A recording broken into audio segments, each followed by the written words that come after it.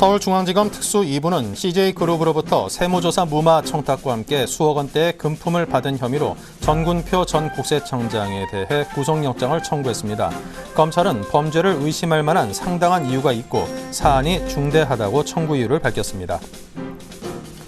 대기업 계열사가 전반적으로 줄어든 가운데 SK만 늘어난 것으로 나타났습니다. 공정위에 따르면 상호 출자, 채무 보증 제한 기업 집단 소속 계열사 수가 지난달 3개사가 감소해 1,776개사로 집계됐다고 밝혔습니다.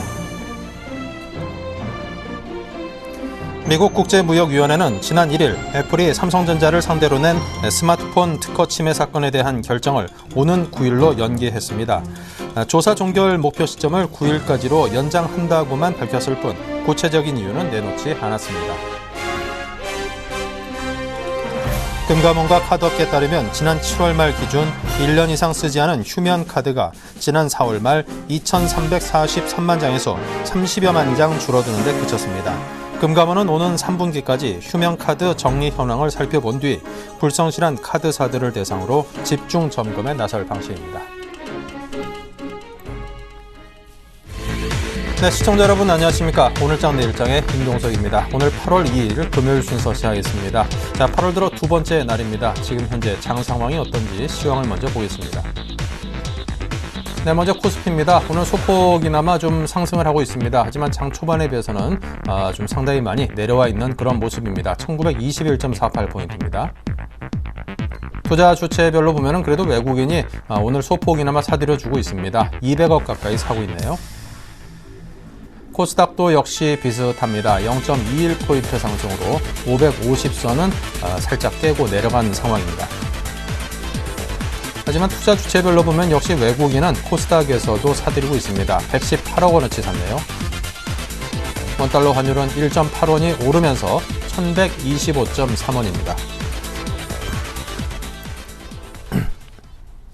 네, 오늘장 내일장 일부 주요 내용들부터 먼저 소개를 해드리겠습니다. 네, 이슈 진단입니다. 김영진 대표원님과 함께 코스피의 추가 상승 여부를 주목하자, 적극 투자자의 이익 실현으로 대응하자라는 의견을 듣겠고요. 테마톡톡에서는 엔저 우려 완화, 그리고 해외 기대감과 철강주 상승, 이와 관련해서는 현대제철을 주목하자라는 의견을 듣겠습니다. 7일간의 수익 다이어리 박현상 대리의 LMS가 준비되어 있고요. 다음 주를 노려라 코스피 2000포인트 회복 기대감에 따른 서머랠리 가능성을 듣겠습니다. 8월 8일 국내외 주요 이슈를 집중하자라고도 하네요. 네, 먼저 LIG 투자증권 투자전략팀의 유선웅 연구원을 연결을 해보겠습니다. 안녕하십니까? 네, 안녕하세요. 네, 22일 드라기 총재가 어제 통화정책회의 마치고 유로존의 경기가 안정화를 찾아가고 있다, 이런 언급을 했습니다. 자, 이런 언급이 글로벌 경기의 회복 신호로 해석을 해도 될런지 모르겠습니다. 예, 지금 시장에서는 유로존 경기 개선 기대감이 높아지고 있는데요. GDP 증가율에 있어서는 아직 마이너스 행진 지속하고 있지만은 컨센서스, 즉 전망상으로는 좀 개선될 것으로 전망하고 있습니다. 하나하나 짚어보면요. 2분기에는 마이너스 폭이 비록 확대되나 3분기에는 소폭 개선이 되고요. 4분기에는 플러스로 전환될 전망입니다. 유로존의 월별 경제표를 보면은 대부분이 아직 침체권에 있지만은 바닥을 높여가면서 회복을 시사하고 있는데요. 산업 생산 보면은 전월비 대비 감소하였으나 추세적으로는 부진이 완화되고 있고요. 소매 판매도 좀 반등 조짐 보이고 있습니다. 실업률도 사상 최고치 수준에 있지만 그 속도가 완만해지고 있고요. 그리고 최근에 발표된 유로존 PMI가 2년 만에 처음으로 기준선 50 상회했다는 점 주목하고 있고요. 소비자 신뢰지수도 2년 만에 최고치 기록하면서 어떤 소비 개선을 시사하고 있습니다. 유럽이 이렇게 경기가 개선되고 있고 미국 같은 경우에도 어제죠. 월초 경제지표가 매우 잘 나왔습니다. ISM 제조업지수가 거의 서프라이즈라고 할 만큼 잘 나왔는데 어떤 매크로 모멘텀 투자 관점에서 보면은 8월 월간 전체를 긍정적으로도 볼 수 있는 수치입니다. 또 지난 31일 발표한 ADP 민간 고용도 예상치 상회했고요. 어제 주간 고용 지표도 6년여 만에 최저치 기록하고 있어서 오늘 발표될 고용지표 긍정적으로 예상하고 있습니다.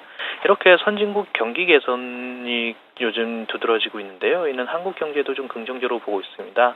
수출입 데이터 보면은 우리나라의 미국 수출 비중이 상당히 높은 편이고요. 유럽 같은 경우에는 직접 수출이 10% 내외에 불과하지만 중국을 거쳐가는 이런 3자 무역이 많기 때문에 유럽 수출 비중도 상당히 높은 것으로 추정됩니다.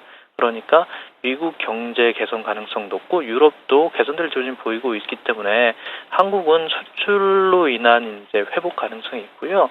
지금 당장 2분기 GDP가 정부의 부양 효과로 어떤 성장 예상보다 높은 성장 기록하였는데 하반기에는 경기 부양 효과에 더불어서 수출 개선에 의한 선순환에 진입할 것으로 예상을 하고 있습니다.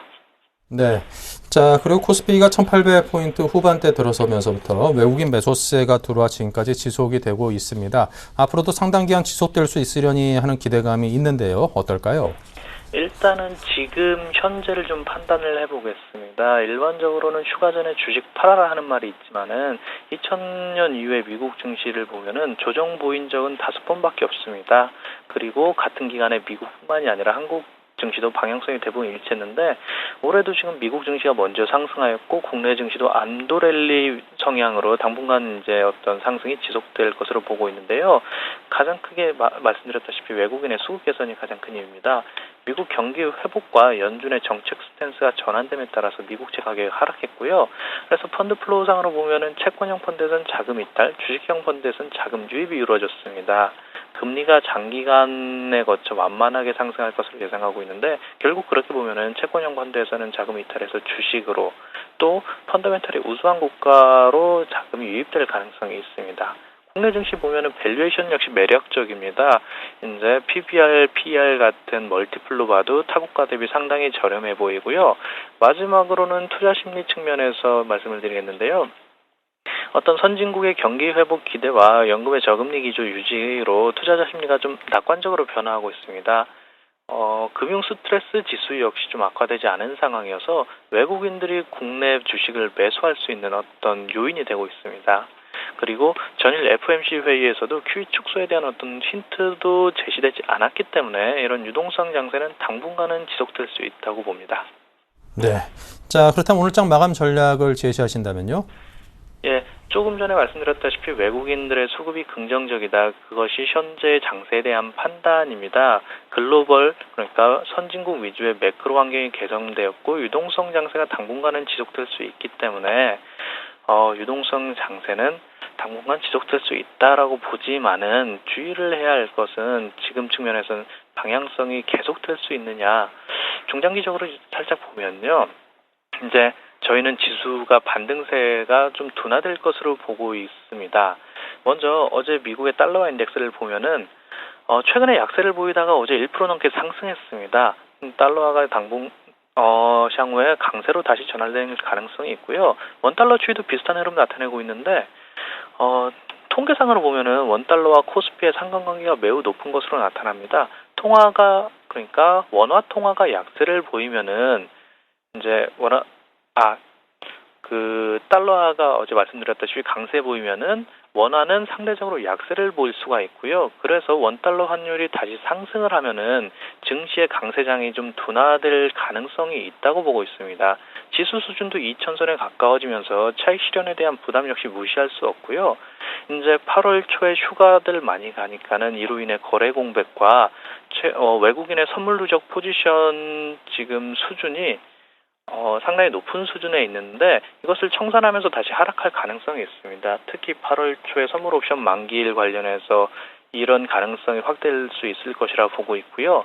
그렇기 때문에 결론적으로 말씀드리면은 지금은 어떤 변동성에 적극적으로 투자한다라고 보면은 수익을 실현하고 추세를 방향성을 다시 모색하는 것이 바람직하다고 판단을 하고 있습니다. 네, 자 지금까지 LIG 투자증권 유선홍 연구원의 말씀이었습니다. 감사합니다. 예, 감사합니다.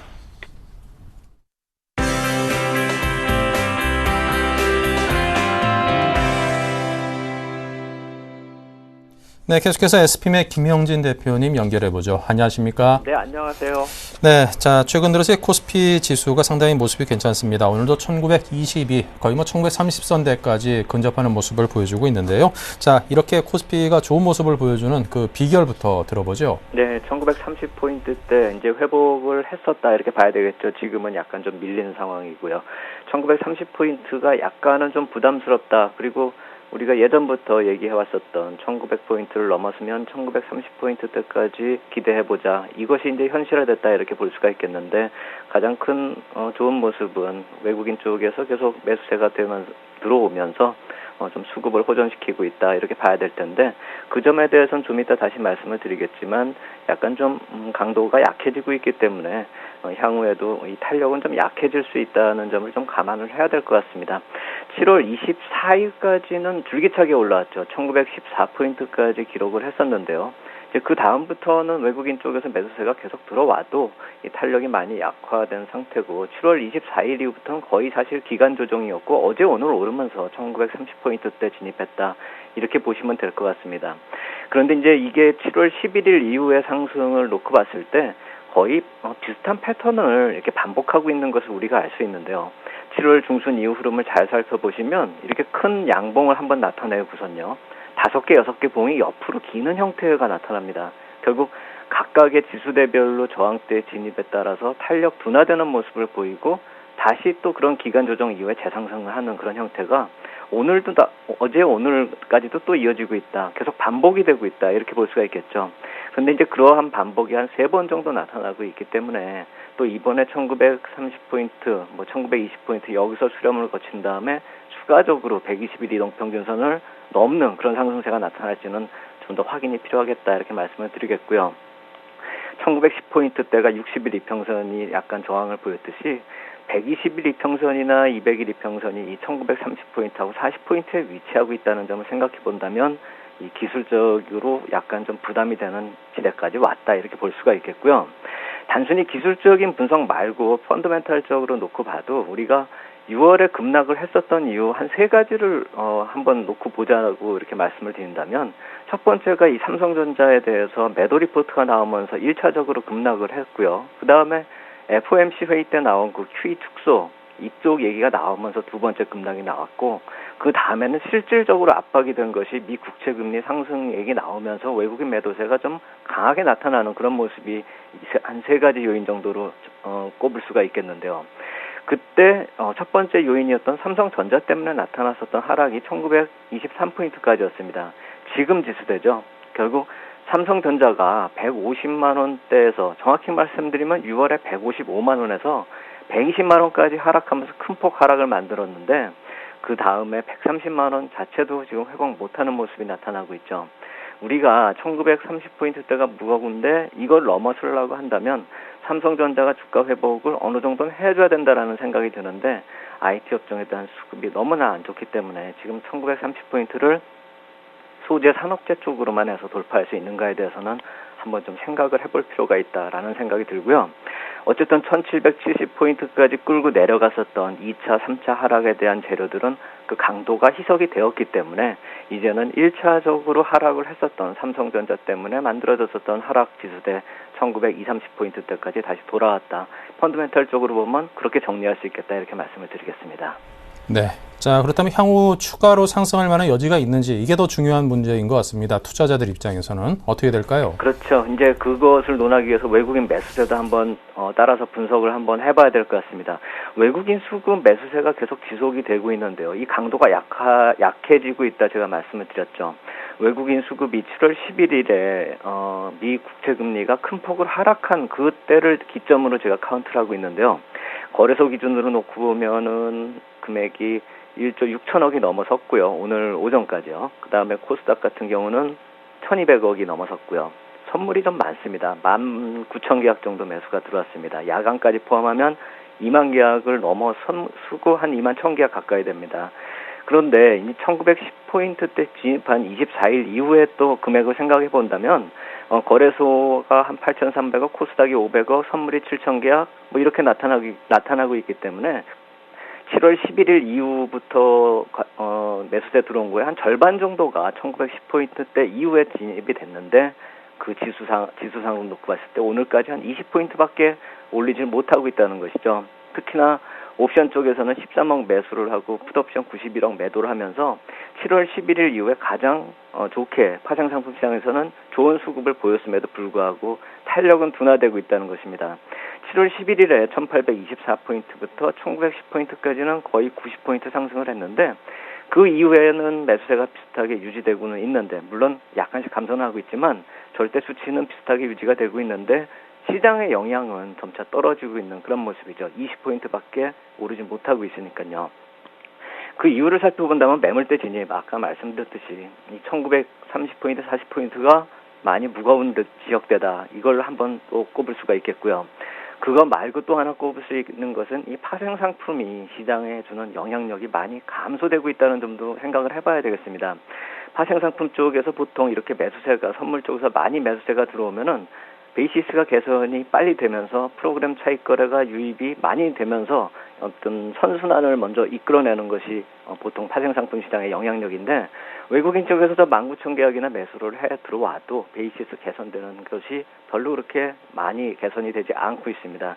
7월 11일 이후에 이론 괴리율을 넘어선 것, 그러니까 이론가보다 좀 베이시스가 높아야지만 매수 차익 거래가 들어오는데, 그러한 날이 거래일수 17일 중에서 5일밖에 되지가 않습니다. 결국 베이시스가 컨텐고는 컨텐고인데 이론가 아래에 있는 그 디스카운트 상태이기 때문에 베이시스가 아주 강세로 전환하지 못하는 상태가 계속 지속되면서 7월 11일 이후에 프로그램 매수가 오히려 800억 정도 감소를 한 것이죠. 그렇다면 외국인이 선물 쪽에서 매수를 어느 정도 많이 해줬음에도 불구하고 실질적으로 파생상품 시장에 긍정적인 영향은 미치지 않고 있다, 이렇게 봐야 되겠습니다. 또 하나는 그러한 절대적인 수치를 한번 비교해 볼 때 순차익 잔고가 3월에 한 5조 원대가 됐었고 지금은 3조 5천억 원 정도로 감소한 후에 별로 그렇게 늘어지도 않고 줄지도 않고 하는 그런 모습인데, 베이시스가 3월에 이론 괴리율보다 한 1포인트 이상 넘어섰을 때 그런 상황에서하고 비교가 되면은 이렇게 왜 줄었는지가 어느 정도 답이 나오고, 이 차익거래 같은 거래를 하는 그런 주체들도 많이 또 시장을 이탈했기 때문에 시장, 파생상품 시장 자체가 이제 긍정적으로 영향을 미치는 그런 영향력은 많이 감소가 됐고, 물론 이렇게 차익거래가 덜 들어왔기 때문에 향후에 차익거래 매도가 나올 일도 없기 때문에 부작용도 덜해지겠지만, 변동성 요인은 그러면서 오히려 차차 감소하고 있다. 변동성은 감소하는 국면으로 진입되고 있다, 이렇게 볼 수가 있겠습니다. 또 외국인 수급 쪽에서 미치는 영향, 이 파생상품 시장 말고 또 하나의 큰 흐름을 놓고 보면 순환매 흐름, 업종이나 종목별로 순환매 흐름이 나타나는 모습을 한번 살펴볼 수가 있는데요. 화학이나 조선이나 건설이나 철강이나 금융주나 운수장비 쪽으로 한번 순환매가 다시 돈 다음에 어제 오늘 화학이나 철강 쪽으로 다시 매수세가 들어가면서 강세를 보이고 있는데, 업종별 상승률을 한번 여기서 점검을 해본다면요, 7월 11일 이후에 종합지수가 5.7% 거의 6% 가까이 오르는 동안에 화학이 9.93%오르고 철강이 11%, 또 기계가 10%, 운수장비 업종이 7% 오르는 그런 모습을 보였습니다. 결국 화학이나 기계나 철강이나 운수장비 쪽으로 매수세가 집중이 됐다, 이 말씀을 드리는 것인데, 한번 그때 수급 요인을 살펴보면은 이 7월 11일 이후에 외국인 아까 매수한 게 1조 6천억 정도 된다, 이렇게 말씀을 드렸죠.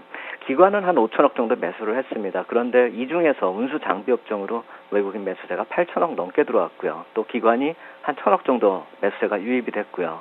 화학 같은 경우도 3천억 또 1,700억 각각 외국인 기관이 들어왔고, 철강은 700억 또 한 650억, 이렇게 외국인하고 기관 쪽에서 이들 업종 쪽으로 집중이 됐다라는 그 말씀입니다.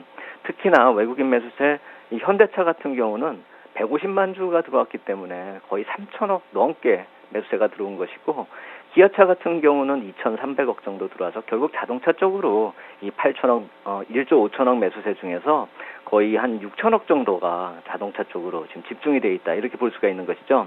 LG화학 같은 경우도 1,500억 정도 매수가 들어오면서 기관도 1,200 들어와서 화학업종에 대한 매수세는 LG화학이 또 상당 비중을 차지하고 있다, 이렇게 볼 수가 있겠고요. 물론 기관이 가장 많이 매수한 건 현대중공업 150만 주를 매수해서 3,400억 정도 매수세가 들어온 것이 가장 많이 매수를 한 것이다, 이렇게 볼 수가 있겠죠. 그렇기 때문에 이런 업종별 차별화가 만들어지고 있다, 이렇게 볼 수가 있겠고, 또 업종 내에서도 종목별로 집중도가 뚜렷이 나타나면서 또 종목별로도 차별화가 나타나고 있는 모습이 외국인 매수세의 영향력이다. 오히려 파생상품 시장보다는 종목별 영향력이 더 강해졌다, 이렇게 볼 수가 있겠고요. 또 하나는 여기서 우리가 IT 업종에 대한 그 걱정을 좀 할 필요가 있어 보이는데요. 이 기간 동안 IT 업종은 3%밖에 오르질 못했습니다. 외국인 쪽에서 한 1,000억 정도 매수세가 들어왔는데, 이 시가총액 비중을 놓고 본다면은 한 4분의 1 이상 들어와야 되죠. 한 3분의 1 정도 들어와야 된다라고 보면 한 5천억 이상 들어왔었으면 이렇게까지 부진하진 않았었는데, 외국인 매수세가 1,600억밖에 들어오지 않았고 또 기관 같은 경우는 3,000억이나 IT 업종을 매도를 해버린 그런 상황이기 때문에 아까 말씀드렸듯이 삼성전자가 오르지 못하고 있고 삼성전자가 원위치 됐을 경우라고 한다면 상당히 시장이 탄력 있게 강하게 지수상으로 오를 수가 있는데 그러한 점이 나타나지 못하고 있는 이유는 이런 수급상으로 또 단점을 한번 찾아볼 필요가 있어 보이고요. 하지만 이런 수급상의 단점이 어떻게 보면은 저러한 점도 있습니다. 지금까지 지수가 올라오면서 이런 어느 정도 수렴을 거치고 기간 조정을 보이고 다시 상승을 보이는 이러한 반복을 보일 수 있었다는 것은 어느 정도 이렇게 기관 쪽이나 이쪽 외국인 매수 약화로 인해서 특정 업종이 좀 약간 좀 상대적으로 약한 그런 모습으로 인해서 지수가 과열까지 진입하지는 않았다. 이 점으로 또 한번 살펴볼 필요가 있어 보이고요. 다만 한 가지 아쉬운 점이 있다라고 한다면 이 어닝 시즌에 진입을 했는데 신고가 종목 숫자가 너무나 없습니다. 거래량 한 10만 주 기준으로 놓고 봤을 때 52주 신고가 뽑아보면 거래소나 코스닥이나 각각 한 10종목 정도밖에 안 되고요. 한 60일 기준으로 놓고 봐도 신고가 종목이 거래소나 코스닥이나 각각 한 20여 개 정도밖에 되지 않기 때문에 보통 상대적으로 나타났었던 그런 주가 차별화가 많이 좀 누그러졌고 순환매 형성으로 지수를 원위치시키는 정도로 한번 생각해 볼 필요 있는 그런 시장 흐름이다 이렇게 볼 수가 있겠고 결국 질적인 흐름은 지금 별로 그렇게 좋은 흐름이다 이렇게 보기는 힘들다 이렇게 말씀을 드리겠습니다. 네. 자, 그렇다면 이제 코스피 등등 우리 증시가 이렇게 상대적으로 좀 강세를 보인 배경에는 글로벌 전체 경제에 대한 회복에 대한 기대감이 많이 작용을 하고 있습니다. 자, 그렇다면 이제 전체적인 큰 틀을 놓고 봤을 때 글로벌 경기 회복에 대한 가능성은 어느 정도로 내다보시는지 듣고 싶네요. 이게 하나의 기회 요인인데요. 한번 우리 시장이 대외 의존도가 굉장히 높고 또 이머징 마켓 쪽에 대한 경제 의존도가 커지고 있다는 점을 생각해 보면 또 리스크 요인도 같이 커지고 있다는 점이 지금 글로벌 경기 흐름이다 이렇게 생각이 됩니다. 특히나 지금 주가 차별화는 이미 이 디커플링으로 불리면서 계속 나타나고 있는 흐름인데 우리 시장은 지금 8월 들어서는 약간 좀 긍정적인 쪽으로 가고 있죠. 디커플링까지는 이어지지가 않고 오히려 부진한 중국 시장하고 좀 디커플링이 만들어지면서 좀 긍정적인 그런 미국의 신고가 흐름 쪽에 좀 긍정적인 흐름 쪽을 따라가고 있다 이렇게 볼 수가 있겠지만 과연 이것이 지속이 될 것인가에 대해서는 퀘스천 마크다 이렇게 말씀을 드리겠습니다. 특히나 이제 유로존 경기 바닥이 형성이 됐다. 실업률도 개선이 되고 PMI 지표도 좋아지고 있다. 이런 얘기가 계속 나타나고 있죠. 미국의 경제 지표 호전 이미 알려진 사실인데 이제 유로존까지도 좀 회복 기미가 보이고 있다라는 얘기가 나타나고 있는 것이죠. 결국 그렇다면 해외 시장의 이 경기 흐름의 반등이 이제 포커스가 될 텐데 그것이 그쪽 선진국 시장 쪽으로만 좀 한정이 돼 있다라는 것이 좀 문제점이다. 이걸 말씀을 드리는 것입니다. 한국 산업 구조가 글로벌 경제 그대로 반영하고 있는 그런 구조이기 때문에 한번 우리 수출 실적을 따져보면 그게 그대로 나타나는데요. 선진시장 미국이나 EU 쪽으로 수출 증가율은 2개월 연속 증가세가 나타나면서 아주 긍정적이다 이렇게 볼 수가 있는데 절대적인 수치가 아직은 그렇게 강도가 강하지가 않은 상태다. 이 점을 살펴봐야 되고 그렇게 강하지가 않은 이유는 아세안이나 중동 쪽에 특히 전반적으로 이머징 국가들의 회복이 아주 안 좋기 때문에 수출 증가율 자체가 마이너스가 나버렸다는 것이죠. 이 7월 말에 나타난 그 수치를 살펴보면은 아직도 이쪽 이머징 마켓 쪽으로는 모멘텀을 확보하지 못한 상태가 증명이 되는데 아세안 수출 증가율이 전년 동월 대비 한 5.4% 감소됐다.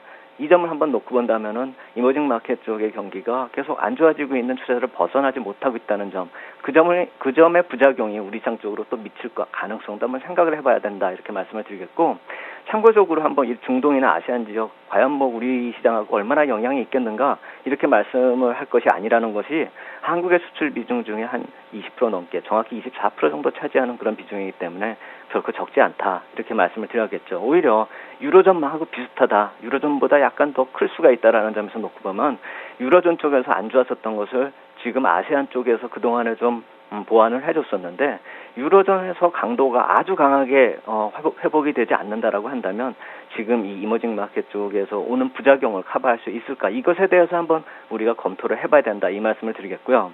결국 한국 시장이 어느 정도 회복을 한 다음에 주식시장이 어느 정도 회복을 한 다음에 이 선진국하고 이머징 마켓의 차별화를 어느 정도 극복할지는 예측의 영역이 아니라 흐름을 지속적으로 관찰할 수밖에 없겠다 이렇게 말씀을 드리겠고요. 만약 9월 달부터 QE 축소가 진짜 가시가 된다라고 한다면 그러한 차별적 흐름이 더 확대될 것이라는 그 흐름이 향후에는 더 우리가 지켜봐야 될 점이다 이렇게 말씀을 드리겠습니다. 네. 자, 글로벌 경기에 대한 전반적인 전망을 잘 들어봤습니다. 자, 그렇다면 시장 상황에 맞는 포트폴리오 대응 전략을 끝으로 짜주십시오. 네, 1930포인트대 현금화는 계속 말씀드리고 있는 것이고 예전부터 말씀을 드렸지만 그 현금화를 말씀을 드리겠습니다. 비중 자체가 지금 IT가 25% 가지고 있고 화학산업체가 또 금융주가 10%씩 가지고 있는데 IT 쪽을 줄일 수는 없기 때문에 화학산업체 많이 상승한 쪽을 좀 줄이자 이렇게 말씀을 드리겠고요. 그러니까 순환매에 맞춰서 많이 올라오는 쪽으로 이익 실현하자 이렇게 말씀을 드리겠고 IT 업종이 좀 반등이 나타나면은 그때 가서 좀 비중을 줄이면서 현금을 좀 더 많이 확보할 수 있을 것이다. 지금은 현금 한 55% 정도 수준이고 만약에 1930포인트를 넘어서는 시점에서는 화학산업체 쪽을 더 줄이자 이렇게 말씀을 드리겠는데 시장을 안 좋게 본다 이거보다는 순환매 흐름에 맞춰서 이익 실현을 하는 것이고 상향된 박스권 결국 하단을 한 1870포인트대로 보는 상향된 박스권에 대응하자는 그런 취지다 이렇게 말씀을 드리겠습니다. 네, 알겠습니다. 지금까지 SPM의 김영진 대표님과 함께했습니다. 감사합니다. 감사합니다.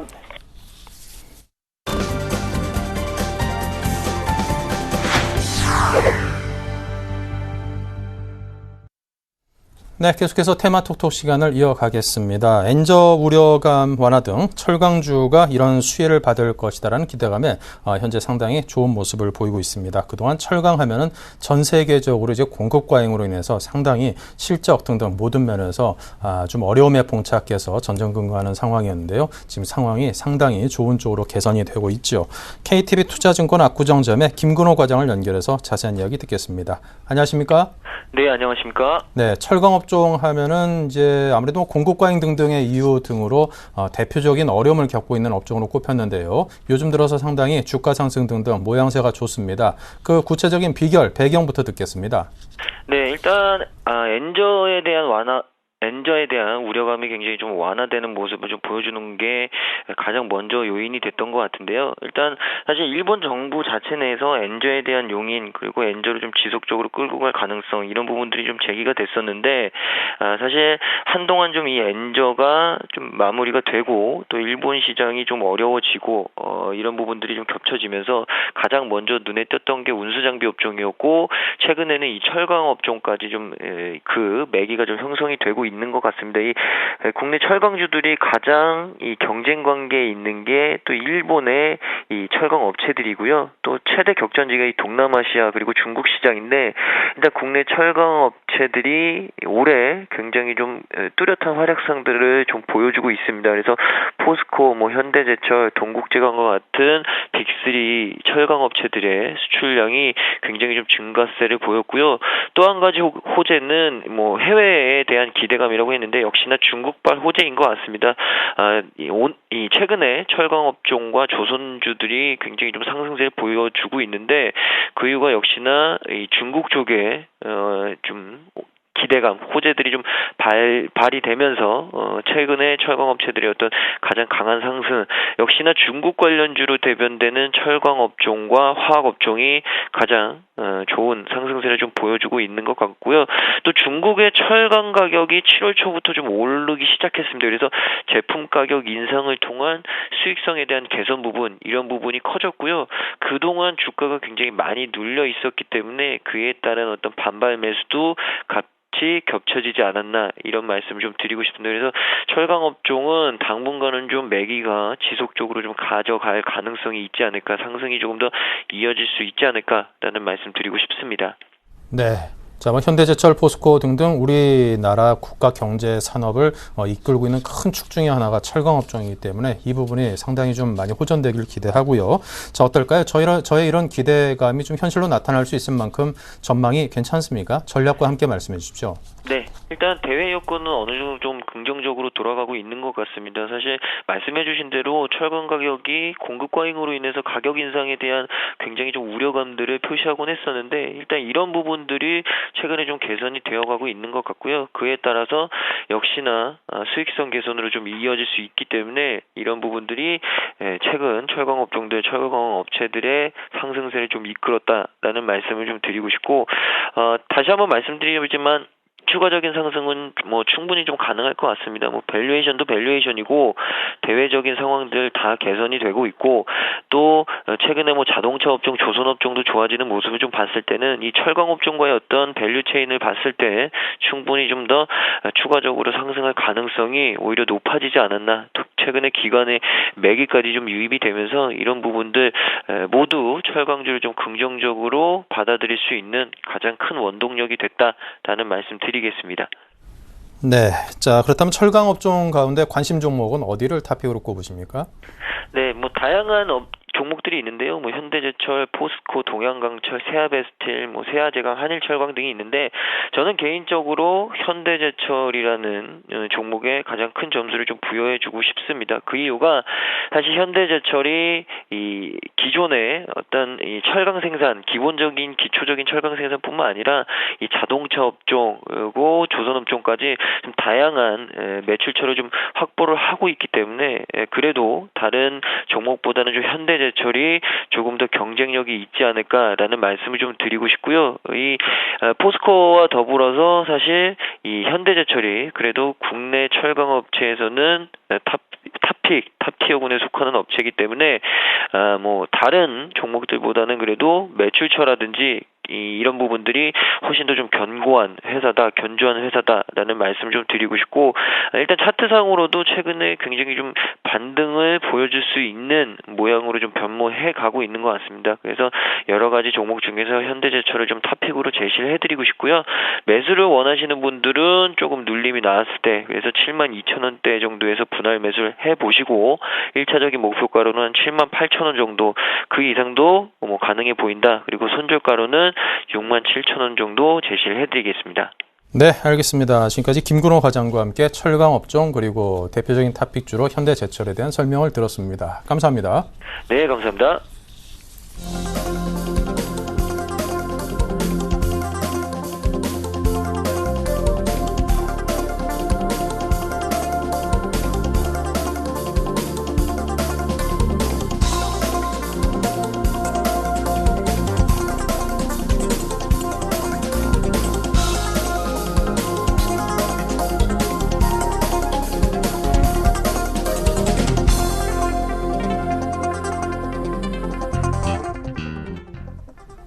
네, 자 계속해서 7일간의 수익 다이어리 코너입니다. 먼저 지난 수익률 체크부터 하겠습니다.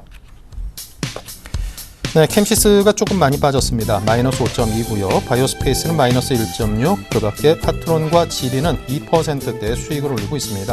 파워로직스도 마이너스 5.8%로 손절가를 터치했네요. 네, 이렇게 해서 전진우 팀장의 파트론이 2.4%의 수익으로 위너로 올라섰습니다. 네, NH투자증권의 박지훈 차장을 연결해 보겠습니다. 안녕하세요. 네, 안녕하세요. 네, 파워로직스 좀 아쉽게도 마이너스 5.8% 손절가 터치를 했습니다. 어떻게 원칙대로 손절을 할까요? 아니면은 다른 선택을 하시겠습니까? 네, 기본적으로 일단은 원칙에 맞게끔 일단 손절 처리를 하는 이유는 일단은 기본적으로 그 증권 상품 쪽에서 매수 좀 가담하다가 전체적으로 카메라 모듈 쪽에서 일단 종목들이 전체적으로 비단 이 종목뿐만 아니라 전체적인 어떤 섹터 자체가 좀 매도 플레이로 좀 나가는 그런 차원이고 지금 파워로직스 같은 경우도 지금 3거래일 연속 지금 매도가 나오고 있는 상태에서 일단 수급 부재가 나올 수 있는 건 가장 큰 악재가 아니겠느냐 수급상에서. 하지만 기본적인 회사의 내용들은 변함이 없다라는 점입니다. 그래서 8매가 이상의 고화소 모듈 쪽으로 봤을 때는 충분히 2, 4분기 기점으로 해서 실적이 턴하는 그런 흐름들은 나올 것이고 최근에 이제 파워로직스에 대한 문제는 이제 재무구조 개선이 계속적으로 좀 몇 년간 이어져 왔던 것이 시장에서 좀 신뢰감이 다소 좀 확실하게 꽂히지 않았던 것이 아니겠느냐. 그래서 기본적으로 뭐 투신이든 연기금이든 일단 컨빅션을 가지고 매수에 가담하지 못하는 것들이 이제 그런 과거치에 대한 흐름들하고 재무 개선 노력이 좀 더 가시화되고 2, 4분기 실적표가 성적표가 좀 괜찮게 나와야 되는 확인하고서 매수해야 되는 그런 차원이 좀 심리 좀 깔려 있는 건 아닌가라는 차원이기 때문에 일단 좀 더 저가 매수 차원에서 노려보는 것도 좀 중요할 거로 보여지고요. 충분히 다시 한번 좀 하락세 좀 이어진다라면 한 5천 한 중반대까지도 좀 내려올 수 있는 가능성이 있어 보이기 때문에 다시 한번 그때 정도에 다시 좀 다지기를 한 뒤에 매수를 가담하는 것이 좀 더 낫지 않겠느냐 판단해서 일단 원칙은 지키면서 일단 손절 처리하는 걸로 하겠습니다. 네, 일단은 원칙대로 손절 처리를 하겠다. 이런 원칙을 강조해 주셨습니다. 자, 그렇다면 파워로직스는 손절 처리하는 걸로 하고요. 자, 계속해서 한 주간 수익 낼 수 있는 새로운 종목으로 손절 처리한 이 종목의 손실을 만회를 해야 될 텐데 어디일까요? 네, 일단 핸드폰 관련 종목, 부품 관련 종목들이 다소 조금 정체가 있는 부분도 있고요. 좀 실적에 대해서 좀 물음표를 제기하는 그런 전체 하우스 뷰가 좀 있었기 때문에 매기가 좀 건조해졌다라고 볼 수 있을 것 같은데요. 그래도 2분기, 3분기 점점 분기가 지나면서 실적이 좀 개선되는 그런 종목들을 좀 선별을 하면 LMS 정도를 한번 좀 서칭을 좀 해봤습니다. 그래서 LMS를 오늘 좀 말씀드려볼까 하고요. 지금 회사에서 가이던스를 최초에 제시할 때는 영업이익이 올해 한 200개 정도를 예상을 했는데 오히려 좀 더 거뜬히 넘어가지 않겠냐 판단이 되고 있고요. 지금 삼성 미드랜드급 스마트폰에 대한 필름이 계속적으로 좀 선택이 좀 되고 있는 모습들이고요.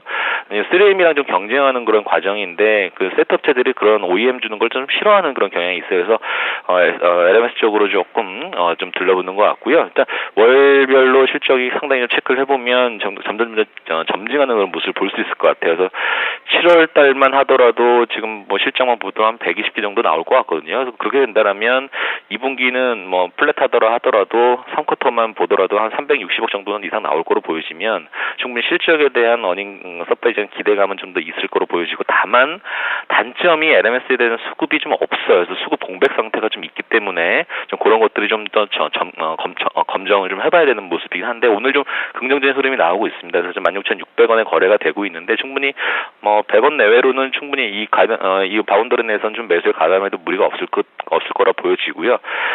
전체적으로 지금 핸드폰 관련 종목들이 단가 인하에 대한 압력을 좀 받고 있는데 뭐 이쪽 부분만 해서라도 그런 것들은 좀 안 당하는 모습. 그러니까 단가 인하에 대한 그런 것 고삐는 좀 풀어지는 그런 상태에서 이 LMS는 좀 그런 강점이 좀 있는 거로 보여지고요.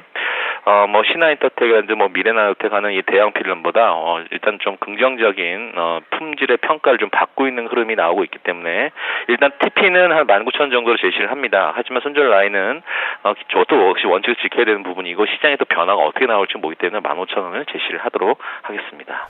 네. 손절 처리한 파워로직스에 있어서 이어서 LMS에 대해서 오늘 추천을 받아봤습니다.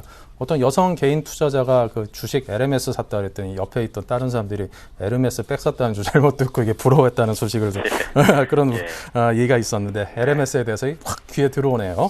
자, 우리 박지훈 차장님께서 파워로직스 그 이상으로 손실난 이상으로 수익 내서 회복 플러스 더블 수익 낼 수 있기를 기대를 해보겠습니다. 지금까지 박지훈 차장과 함께했습니다. 감사합니다. 네, 감사합니다. 네.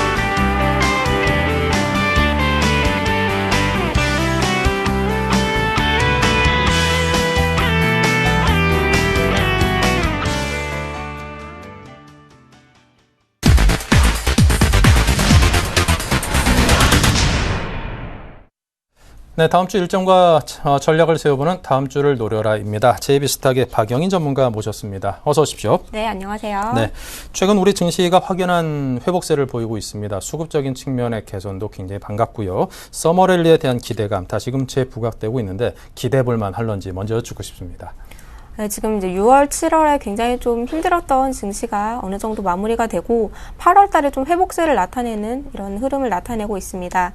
원래 서머 증시라고 하면 거의 이제 6, 7월 달에 좀 많이 나타나는데 이번엔 좀 늦게 찾아오는 감이 있는 것 같은데요. 제가 봤을 때는 좀 이제 그 수급적인 개선세도 이어지고 있지만 다양하게 지금 경제 전반적으로 회복세를 나타내고 있는 모습이기 때문에 8월 증시 좀 긍정적으로 볼 수 있다 이렇게 판단이 됩니다. 지금 이제 뱅가드 물량 출회 그리고 이제 출구 전략 우려, 렌저 효과 이렇게 굉장히 다양하게 지금 악재가 그동안 내재되어 있었는데 그러한 이야기들을 굉장히 많이 들었습니다. 상반기에. 그런데 이러한 우려들이 전부 다 좀 해소가 되고 있는 모습이기 때문에 추가적인 이제 우리나라가 디커플링을 나타내고 있는 모습에서 측면에서 조금 해소될 수 있다 이렇게 판단이 되고요. 어제 이제 중국 제조업 지수 PMI 지수가 50을 상회하는 이런 결과를 내놓았습니다. 그동안 이제 중국에 대한 우려가 많이 있었는데 그런 부분들도 좀 어느 정도 해소하고 간다는 측면에서 좀 긍정적으로 보이고, 우리나라 이제 경제 동행 지표들도 보면은 개선세가 빠르지는 않지만 기계 수주라든지 아니면 지금 경기 선행 지수들이 좀 회복세를 나타내는 것으로 보아서 하반기 우리나라 이제 경기 회복 국면도 어느 정도 턴할 수 있는 이러한 시점이 아닐까 이렇게 보고 있고요. 또한 이제 지금 미국향의 수출도 증가세를 나타내고 있는 모습이기 때문에 하반기 기업들의 이제 실적들도 개선세가 이어질 것으로 보입니다. 이렇게 좀 전반적인 흐름을 보았을 때 유동성 장세에서 실적 장세로 옮겨가는 이러한 흐름을 나타내주고 있고요. 또 이제 외국인 투자자들도 지금 보면은 그동안 매도세를 계속 나타내다가 10거래일 내내 지금 한 1조 원 가량 매수세를 나타내주고 있습니다. 이러한 기조를 좀 이어줄 것으로 보이는데 지금 연기군 또한 같이 이제 매수를 해주고 있는 모습이 굉장히 긍정적입니다. 그리고 그 연기금 또한 지금 바닥 국면에서도 많이 다져서 이제 구원투수 역할을 했지만 지금 이제 매수할 여력도 좀 많이 남아 있는 상황이기 때문에 추가적인 매수 가능성도 높다고 이렇게 판단이 되고요. 지금 이제 이래저래 이제 좀 우리나라 증시가 매를 많이 맞았었는데 이런 저평가 국면에서 어느 정도 이제 메리트가 부각이 될 수 있는 이런 시기라고 판단이 됩니다. 그렇기 때문에 하반기에는 좀 2000선을 돌파해주는 이런 흐름이 좀 나타나주지 않을까 이렇게 판단이 됩니다. 네. 자, 그렇다면 다음 주 우리 시장 지금의 상승세가 좀 꾸준히 이어질 수도 있겠다 싶기도 한데요. 어떤 대응을 해야 될까요? 다음 주에는 증시가 좀 이렇게 무난한 흐름을 이어갈 것으로 보이는데요. 다음 주 옵션 만기일과 또 다양한 또 경제 지표들이 준비가 되어 있는데 옵션 만기일 같은 경우에는 크게 영향을 주지는 않을 것으로 이렇게 판단이 되고요.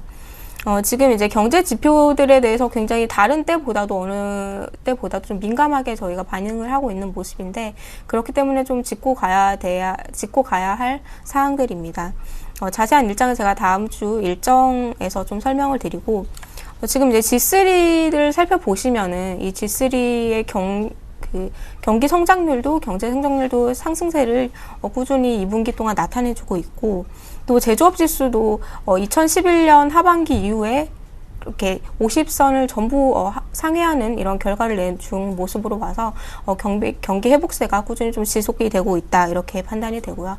그렇기 때문에 우리나라 증시 여전히 좀 긍정적으로 볼 수 있겠고, 다만 이번 주에는 1900선 돌파를 해서 지금 1950선까지 좀 향해 주는 모습인데 그동안 좀 많이 올라준 모습이기 때문에 다음 주에는 코스피 같은 경우에 좀 상승 탄력이 둔화될 수 있겠다 이렇게 말씀을 드리고요. 코스닥 같은 경우에는 550선이 매물대인데 그 매물대 돌파하는 시도를 나타내 줄 것으로 이렇게 보입니다. 다음 주에는 좀 낙폭가대한 종목 중에서도 실적이 견조한 종목, 특히나 이제 3분기에 실적이 조금 더 나아질 종목, 이런 종목들 좀 유의 있게 보시면 좋을 것 같고, 그 중에서 좀 건설주랑 금융주들을 좀 관심 있게 보시면 좋을 것 같고요. 페이스북 게임 출시로 인해서 지금 이제 모바일 게임주들이 조금씩 올라오고 있는데, 앞으로 좀 이러한 모멘텀이 살아있는 만큼 그 모바일 게임주들도 좀 관심 있게 보시면 좋을 것 같습니다. 네.